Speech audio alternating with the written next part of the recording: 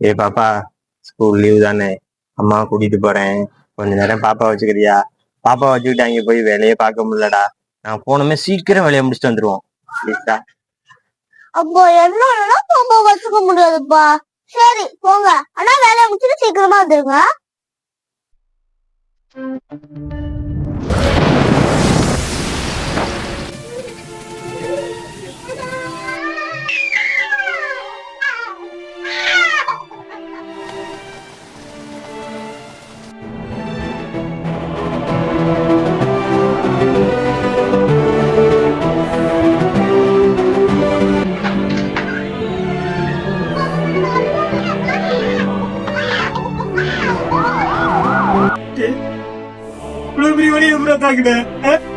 பாப்பா பிடிக்காதுன்னு சொல்லுவீங்களடா.